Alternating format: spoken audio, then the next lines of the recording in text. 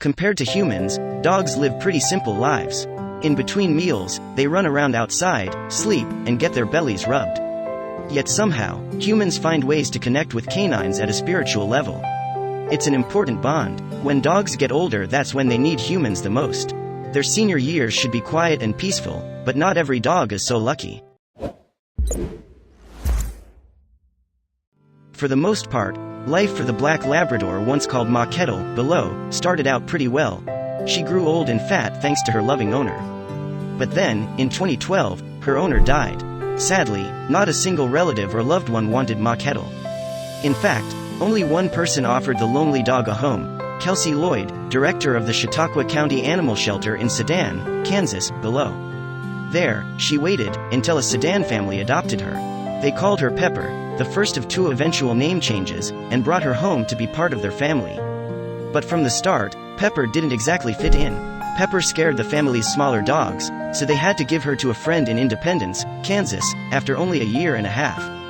Would this be the happy home where Pepper could live out her remaining days? Pepper struggled to adapt to a life without her first owner. In 2016, she ran away from Independence and wandered 30 miles back to Sedan, back to the shelter. Neither family reclaimed her, but it was during her second stay at the shelter that the pooch finally caught a break.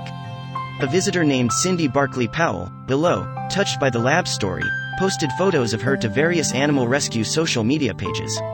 "Is there anyone out there who can give this girl a home?" she wrote. She may not have many years left. One of those posts made its way to Cheryl Hanna, below, a freelance writer for the National Pet Rescue Examiner. Cheryl saw the below picture of then-named Pepper and knew she had to share the dog's story.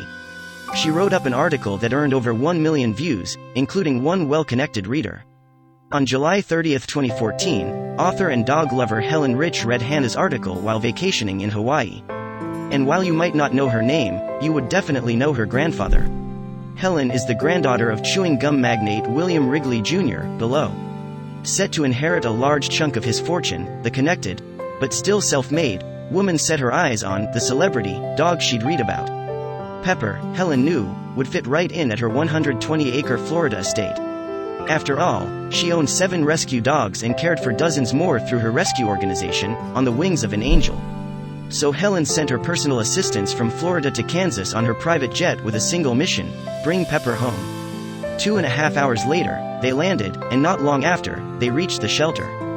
At the shelter, there was little fanfare or rigmarole. The assistants adopted Pepper and returned to the airport. On the way home, Pepper watched Kansas disappear from the window of the rising jet. Pepper was finally going to someone that wanted her, someone that needed her. Helen didn't just adopt the dog to have a celebrity in her midst. The true reason was much deeper than that. "I've had a tough life. Just because I have a family name, it doesn't mean diddly," she said. Indeed, like so many others, rich, poor, and in between, Helen, below, endured a rough childhood and feelings of inadequacy. Worse, Helen twice survived breast cancer. There's no doubting that she's a fighter.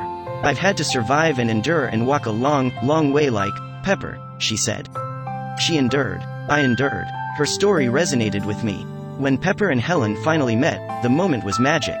The 2 souls bonded by hardship shared a love connection right away. Helen couldn't help but share photos online. As the old dog grew into her a new home, Helen gave her a new name, her 3rd in 2 years. Helen called her Lady, and undoubtedly, the sweet girl felt like one while living on this sunny Florida estate. But just how good was life for Lady?